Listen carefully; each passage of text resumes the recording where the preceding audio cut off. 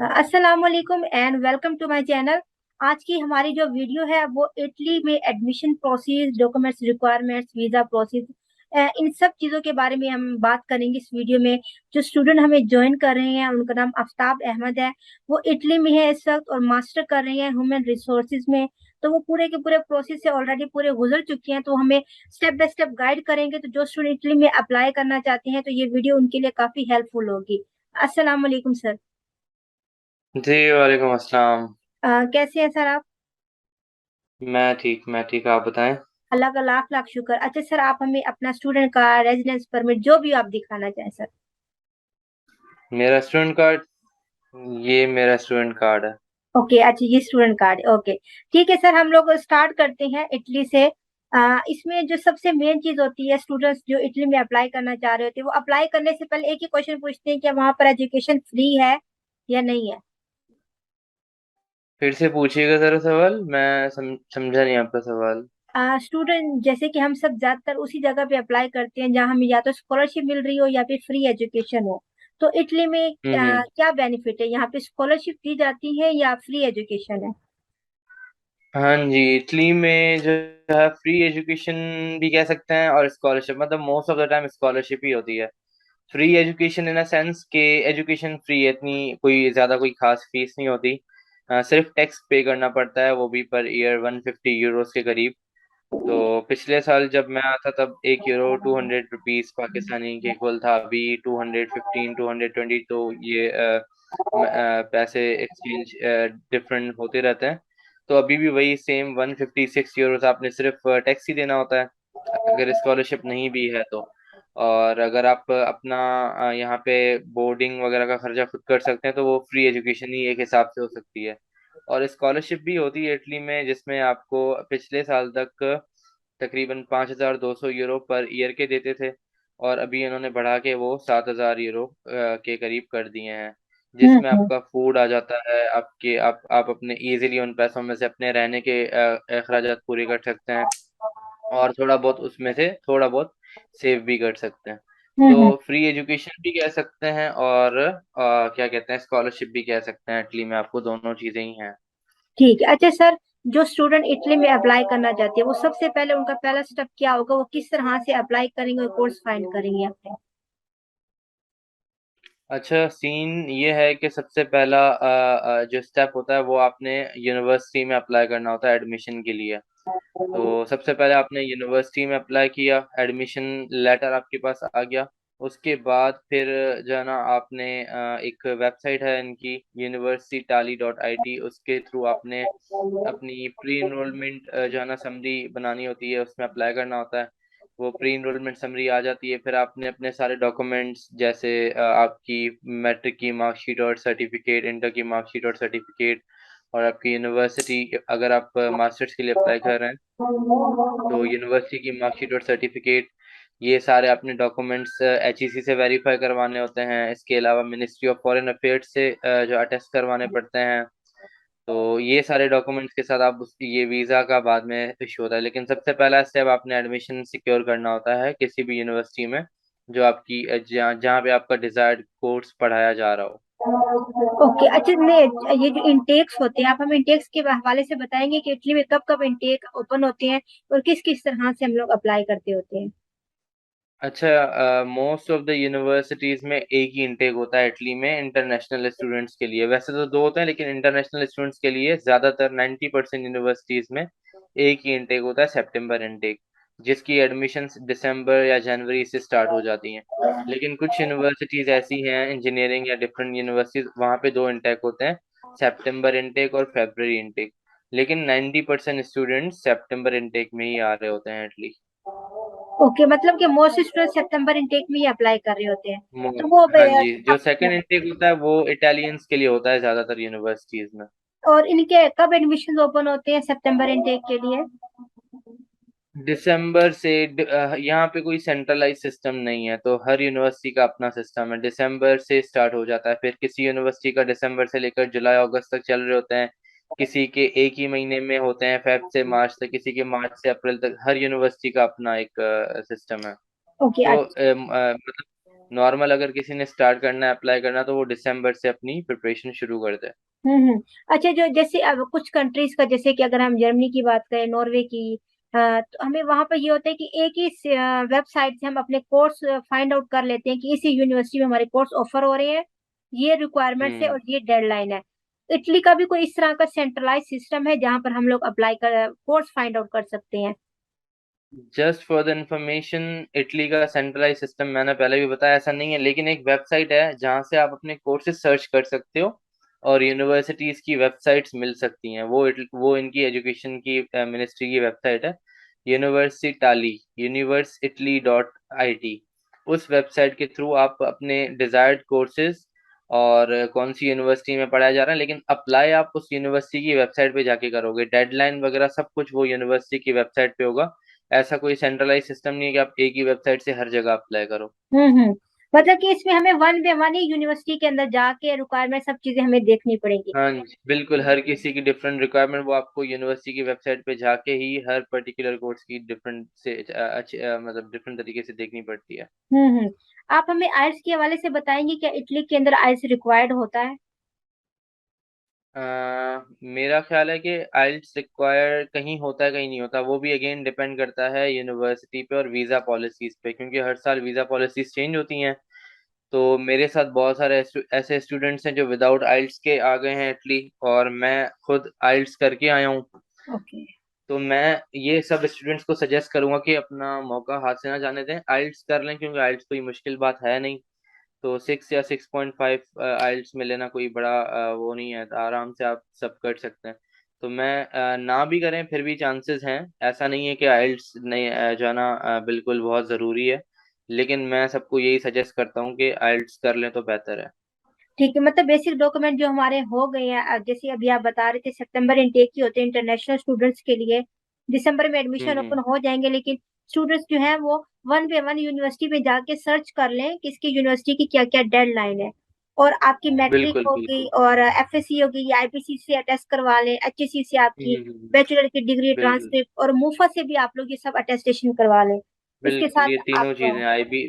IBCC से intermediate और matric के डॉक्यूमेंट्स होते हैं, और फिर एचईसी से आपकी यूनिवर्सिटी के, फिर मैट्रिक, इंटरमीडिएट और एचईसी के तीनों के डॉक्यूमेंट्स आपके मोफा से अटेस्ट होते हैं। Move okay. अच्छा सर, एडमिशन में हमारा मोटिवेशनल लेटर का कितना रोल प्ले होता है? हमारा मोटिवेशनल लेटर किस तरह का होना चाहिए, उसके ऊपर कितने ज्यादा हमें फोकस करना चाहिए? देखें, डिपेंड करता है आपका प्रोग्राम क्या है, आपका कोर्स ऑफ स्टडीज क्या है, आपकी अगर आप मास्टर्स के लिए अप्लाई कर रहे हैं तो बैचलर्स का प्रोग्राम क्या है। और आप बहुत सारे स्टूडेंट्स ऐसे होते हैं जो जिन्होंने बैचलर्स किसी और प्रोग्राम में की हुई होती है और यहाँ पे उन्होंने मास्टर्स किसी और में अप्लाई करना होता है, तो आपको प्रूव करना होता है कि आप क्यों आना चाह रहे हो इस मास्टर्स के प्रोग्राम में, और आपने इंटरेस्ट शो करवाना होता है। तो ये बहुत जो है ना आपका मोटिवेशनल लेटर का बहुत एक जो है ना बहुत बड़ा रोल होता है। वही जो है ना एडमिशन जो कमेटी होती है डिफरेंट यूनिवर्सिटीज की, वही आपके लिए जो है ना एक हेल्पफुल किरदार अदा करता है कि आप क्यों आना चाह रहे हैं, और यहाँ पे आने के बाद क्या करेंगे, इस कोर्स में ही क्यों, और इस यूनिवर्सिटी में ही क्यों, इटली में ही क्यों। तो इन सारे सवालों के जवाब आपको देने, मतलब आपको आने चाहिए, और वो आपको अपने मोटिवेशन लेटर में लिखने चाहिए, ताकि हम्म। जो एडमिशन कमेटी है वो सेटिस्फाई हो सके कि yes this is right candidate for us, और इसको वाकई में पढ़ने का या यहाँ पे जो जो चीज़ें लिखी हैं वो अचीव करने का एक इंटरेस्ट है। ओके। अच्छा, अभी आपने बताया कि एजुकेशन बिल्कुल फ्री है, क्योंकि पर ईयर टैक्स पे करना है, तो ऑब्वियसली ये बिल्कुल फ्री हो गई है। स्कॉलरशिप का क्या हम्म। सीन होते हैं, हम लोग किस तरह से स्कॉलरशिप पे अप्लाई कर सकते हैं इटली में? अच्छा, स्कॉलरशिप का ये कि यहाँ पूरे इटली में रीजनल स्कॉलरशिप्स होती हैं। तो मैं जहाँ पढ़ रहा हूँ मतलब ये हमारा है लुम्बार्डिया रीजन, तो इसमें डीएसयू मिलती है ना, हर रीजन की डिफरेंट एक वो है। तो उस रीजनल स्कॉलरशिप में अप्लाई करना होता है। जैसे एडमिशन्स आ जाती हैं उसके 1-2 महीने बाद डिफरेंट रीजन्स की स्कॉलरशिप स्टार्ट हो जाती है, उनका उनका अपना एक पोर्टल होता है, उसके थ्रू आप अप्लाई करते हो, और 99% लोगों को मिल जाती है, क्योंकि पाकिस्तान जो है ना डेवलपिंग कंट्रीज में आता है, तो इसलिए वो उनकी किसी रीजन में आपको कुछ डॉक्यूमेंट्स शो करने पड़ते हैं, किसी रीजन में कोई डॉक्यूमेंट शो नहीं करना पड़ता। आपकी पाकिस्तानी नेशनलिटी इज इनफ कि भाई आप लोग डेवलपिंग कंट्री से, तो आपकी इनकम बहुत कम होगी, इसलिए वो स्कॉलरशिप अवॉर्ड कर देते हैं मोस्ट ऑफ द स्टूडेंट्स को जिनके डॉक्यूमेंट्स कंप्लीट होते हैं, एडमिशन वगैरह सिक्योर किया होता है। ओके, मतलब स्कॉलरशिप के लिए एडमिशन सिक्योर करना लाजमी है हमारा। लाजमी है, बिल्कुल लाजमी है। ओके सर, अगर ये हमारा हो गया डॉक्यूमेंटेशन के हवाले से, एडमिशन प्रोसेस के हवाले से, जब हमारा एडमिशन हम्म। हो जाता है फिर इनरोलमेंट का क्या प्रोसेस है? लाइक कुछ यूनिवर्सिटीज हमें मेल सेंड करती है कि इतनी फी आप लोग पर सेमेस्टर की जमा करवा दें, हेल्थ इंश्योरेंस सेंड कर। हम्म। तो इटली का क्या रूल है, हम इनरोलमेंट किस तरह से करते होते हैं अपनी? अच्छा, यही है कि इटली में डिफरेंट यूनिवर्सिटीज का डिफरेंट प्रोसेस है। मैं मुझे मेरा जब वीज़ा भी नहीं आया था, मैं अपना पर्सनल एक्सपीरियंस शेयर कर रहा हूँ, तो मुझे 156 यूरोस उस डेडलाइन तक फीस पे करनी थी मेरी प्री इनरोलमेंट के लिए। तो मैंने वो पे कर दी क्योंकि मुझे नहीं पता था वीज़ा आएगा नहीं, लेकिन मेरी एडमिशन जो है ना मेरे हाथ से चली जाती। और कुछ यूनिवर्सिटीज़ ऐसी हैं जिनकी फ़ीस 800 यूरोस टू 1000 यूरोस होती हैं। वो थोड़ी सी इंजीनियरिंग यूनिवर्सिटीज़ मिलान में ही है जहाँ मैं रहता हूँ, तो वो भी पे करनी होती है। तो ये इनका सीन होता है। आपने पहले वो अपनी एडमिशन सिक्योर करने के लिए, स्कॉलरशिप सिक्योर करने के लिए आपको फीस वो पहले पे करनी होती है। हेल्थ इंश्योरेंस की बात है, हेल्थ इंश्योरेंस एडमिशन के लिए रिक्वायर नहीं होती, वो वीज़ा की लिए रिक्वायर होती है। एडमिशन के लिए कोई हेल्थ इंश्योरेंस रिक्वायर नहीं होती। ओके। अच्छा सर, वीजे के हवाले से, अपॉइंटमेंट के हवाले से आप हमें बताएंगे। जर्मनी का अभी आपको भी पता होगा कि हमें अपॉइंटमेंट का काफी ज्यादा इशू होता है। जो जब स्टूडेंट एडमिशन के लिए अप्लाई कर रहा होता है उसी टाइम में वो अपॉइंटमेंट के लिए भी अप्लाई कर देते हैं फॉर जर्मनी, जर्मन एम्बेसी में, क्योंकि हमें अपॉइंटमेंट नहीं मिलती, 6 से 7 महीने मिल लग जाते हैं। तो इटली में अपॉइंटमेंट का क्या सीन है वीजे के लिए? क्या हमें वो टाइमली इटली मिल का जाती भी है? इटली का ऐसा है कि इटालियन कॉन्सुलेट कराची में और इटालियन एम्बेसी इस्लामाबाद में। तो जो the residents of Islamabad and Punjab और कैपी के, इनको इस्लामाबाद एम्बेसी में ही अप्लाई करना होता है। एक रूल है, आप कॉन्सुलेट में अप्लाई नहीं कर सकते। And the residents of Sindh and Balochistan, they have to apply in Karachi consulate. तो कराची कॉन्सुलेट में कोई अपॉइंटमेंट की ज़रूरत नहीं होती, क्योंकि कराची कॉन्सुलेट को डायरेक्ट डील नहीं करती स्टूडेंट्स को। वो थर्ड पार्टी वेंडर के थ्रू, जेरीज जिसे ओके। बोलते हैं, गैरीज, तो उनके थ्रू वो लोग डील करते हैं स्टूडेंट्स को। तो वहाँ पे गैरी से अपॉइंटमेंट लेनी पड़ती है, उनके पास ही अपना वीज़ा फाइल सबमिट करवाना होता है। लेकिन इस्लामाबाद एम्बेसी में अपॉइंटमेंट बहुत मुश्किल मिलता है। वो आपको अपॉइंटमेंट लेने की ज़रूरत होती नहीं है। इस्लामाबाद एम्बेसी में जैसे आप प्री एनरोलमेंट अप्लाई करते हो और आपको प्री एनरोलमेंट समरी मिल जाती है, तो वो एक कॉपी इस्लामाबाद एम्बेसी को भी चली जाती है। तो आपकी प्री एनरोलमेंट आईडी डोमेंडा एक नंबर होता है, उसके उसके बेसिस पर जिसका पहले आया होगा, इस्लामाबाद एम्बेसी खुद ही उस स्टूडेंट को ईमेल करती है, और इसके थ्रू ही जो है ना वो सारा वीज़ा प्रोसेस आगे स्टूडेंट का होता है, और उनको हम्म। अपॉइंटमेंट ईमेल आती है इस्लामाबाद एम्बेसी के थ्रू। मतलब कि हमें किसी वेबसाइट पर जाके अपॉइंटमेंट बुक नहीं करनी पड़ती, यूनिवर्सिटी हमारा सारा काम ये कर देती है अपॉइंटमेंट वाला। बिल्कुल यही होता है। एक वो वेबसाइट जो है, उस वेबसाइट के बाद एक तो आपके पास प्री एनरोलमेंट समरी आ जाती है, और एक इस्लामाबाद एम्बेसी के पास चली जाती है। तो वो उनके जिनका पहले आया होगा, तो वो अकॉर्डिंग टू देम वो खुद ही स्टूडेंट को ईमेल करते हैं अपॉइंटमेंट की। ओके। और जैसे कि जेरीज में बताए, उसमें हमें जेरीज को मेल करनी पड़ती है अपॉइंटमेंट के लिए?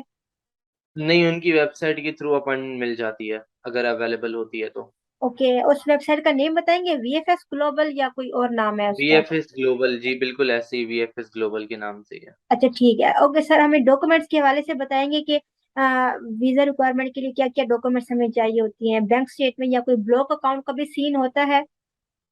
नहीं, इटली में तो ब्लॉक अकाउंट का सीन नहीं होता। इटली में बैंक स्टेटमेंट आपको शो करवानी पड़ती है लास्ट 6 मंथ्स की, अराउंड 6000 यूरोस।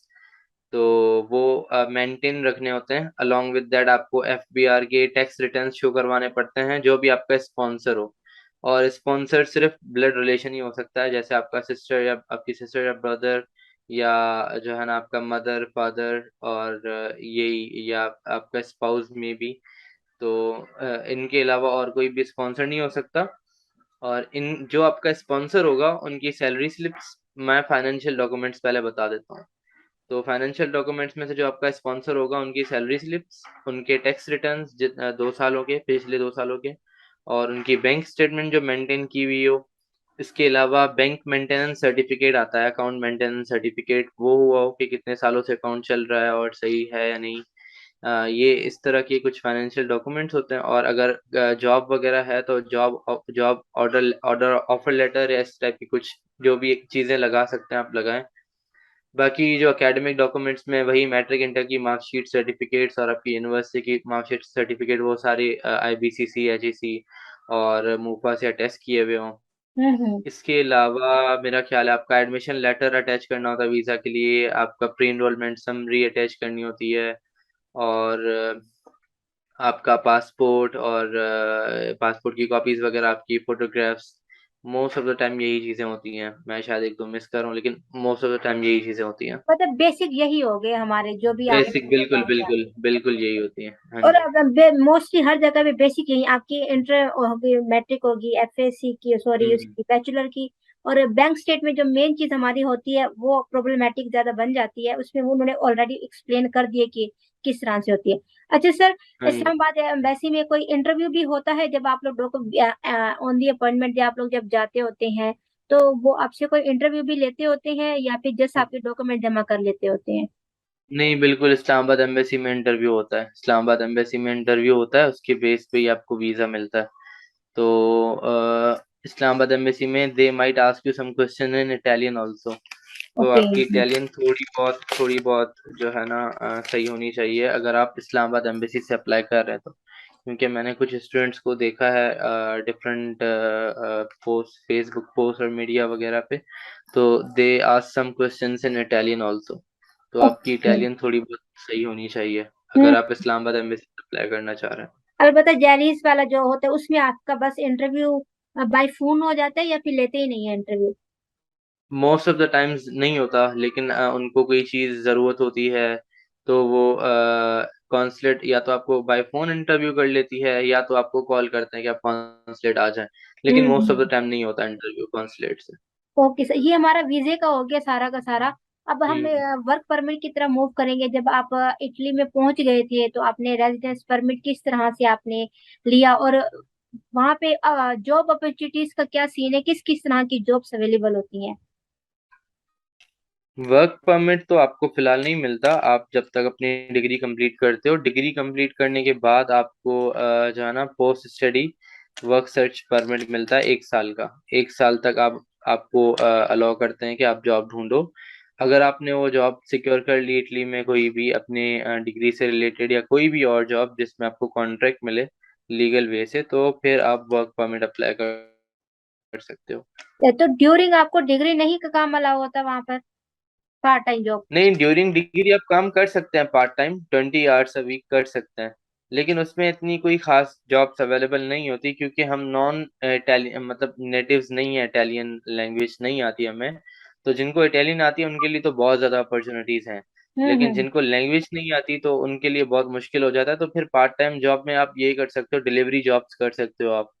फूड डिलीवरी, जैसे ग्लोवो यहाँ पे कंपनी है, डिलीवरो है, उबर ईट्स है, इसके अलावा जस्ट ईट है। इन पे आप अपने अकाउंट्स बना के एक साइकिल परचेज करके आप डिलीवरी जॉब कर सकते हो। और भी पार्ट टाइम छोटी मोटी जॉब्स आती हैं, लेकिन एक वो वाइट कॉलर जॉब्स नहीं होती ऑब्वियसली। वो आप अगर आप चाहते हो कि आप एक्स्ट्रा अर्न करना चाहो तो वो आप जॉब ऑब्वियसली कर सकते हो, वो अपॉर्चुनिटीज अवेलेबल होती हैं।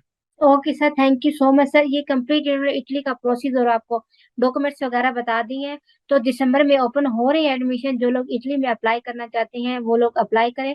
अच्छा सर, लास्ट क्वेश्चन मैं पूछना चाहूंगी। वीजा एक्सेप्टेंस रेशो का इटली का सुना गया है कि वो इतना खास अच्छा नहीं है, तो इसका प्लीज हमें बताएंगे कि इटली में वीजा रेशो कहते हैं इतना अच्छा नहीं होता एक्सेप्टेंस? अच्छा, ये बिल्कुल सही है, लेकिन डिफरेंस है ना कराची कॉन्सुलेट और अगेन इस्लामाबाद एम्बेसी में डिफरेंस है। क्योंकि इस्लामाबाद एम्बेसी से बहुत ज़्यादा लोग अप्लाई करते हैं, पंजाब पूरा प्रोविंस, केपी के इस्लामाबाद इटसेल्फ। तो वहाँ पे रिजेक्शंस ज़्यादा आती हैं, क्योंकि वो सबको तो वीज़ा दे नहीं सकते। अगर 1 लाख स्टूडेंट्स अप्लाई करें तो उनको जो है ना लिमिटेड कैंडिडेट्स ही सिलेक्ट करने होते हैं। लेकिन इधर अगर कॉन्सुलेट में आ जाए तो कॉन्सुलेट से फिर वीज़ा रेशियो हाई हो जाता है, क्योंकि यहाँ पे इतने ज़्यादा एप्लीकेंट्स नहीं होते। तो हम्म। ये है क्योंकि हर हर साल इनका एक लिमिटेड एक होता है कि इतने स्टूडेंट्स को ही वो करना है, क्योंकि जितनी सीट्स होंगी, जितने एडमिशन्स होंगे उस बेस पे। लेकिन मैंने एक चीज़ नोट की, जिसका प्रोफाइल स्ट्रांग होता है तो उसको वीज़ा भी आराम से मिल जाता है। थोड़ा-सा लेट मिल जाता है, थोड़ा-सा टाइम लगाता है, लेकिन वीज़ा ज़रूर मिल जाता है, स्ट्रांग प्रोफाइल हो तो। आपके सारे डॉक्यूमेंट्स कंप्लीट होने चाहिए, कोई भी फेक चीज़ नहीं होनी चाहिए। मैंने देखा है बहुत सारे लोग सर्टिफिकेट्स एडिट करवा के वो करते हैं। तो इस तरह की अगर कोई भी चीज़ ना हो, हर चीज़ एक लीगल वे में पूरी हुई भी हो, और हर चीज़ एक जैसे बैंक स्टेटमेंट लोग जो है ना फेक बनवा लेते हैं 6 मंथ्स में या क्या, हम्म। तो वो कभी-कभी वेरीफाई भी करता है बैंक के थ्रू कॉल करके। तो अगर हर चीज़ एक प्योर वे में एक अच्छे से बनाई गई हो, स्ट्रॉन्ग प्रोफाइल हो, तो उसमें रिजेक्शन के चांसेस बहुत कम हो जाता है। ओके, अच्छा, आप बैंक स्टेटमेंट का बताएंगे कि हमें अपनी बैंक स्टेटमेंट किस तरह बनानी चाहिए? देखें, अगर कोई ऑलरेडी बिज़नेस किसी का है अच्छा खासा, तो उसको तो कोई ज़रूरत नहीं है अलग से बैंक स्टेटमेंट बनाने की। उसको उसकी अर्निंग अच्छी होगी तो वो अपनी नॉर्मल बैंक स्टेटमेंट ही निकाल के दे सकता है। लेकिन जो अरेंज नहीं कर सकते, वो एटलीस्ट 3 मंथ्स 6 मंथ्स उनकी रिक्वायरमेंट है, लेकिन मैंने देखा है काफ़ी स्टूडेंट्स के वीज़े लग गए हैं जिन्होंने 3 महीने की बनाई थी, 2 महीने की बनाई थी। तो उसमें एक बार ही पैसे नहीं जो है ना आपको डालने होते हैं अकाउंट्स में, आहिस्ता-आहिस्ता करके। अगर आपने 15 लाख रखने हैं, 10 लाख रखने हैं, 20 लाख रखने हैं, तो थोड़े-थोड़े से पैसे करके, और उनको प्रूव भी करना होता है कि ये आपके पास पैसे कहाँ से आए। अगर आपने फॉर इंस्टेंस गोल्ड सेल किया है, तो आपने वो प्रूव करना है रिसिप्ट के साथ अपनी वीज़ा डॉक्यूमेंट्स में कि इस डेट पे गोल्ड सेल करके इसी डेट पे मैंने बैंक में पैसे रखवाए। तो ओके। ये चीज़ें बड़ी मैटर करती हैं। चलिए sir, thank you so much sir, आपने टाइम निकाला। अभी जो जो जिन नो जिन क्वेश्चन वरीज़। के आप जवाब दे सकते थे, हम श्योर स्टूडेंट्स को काफी हेल्पफुल होगी। Thank you so much sir, हम सेशन को यहीं पे एंड करते हैं। Okay, no worries, okay, please. अल्लाह हाफ़िज़।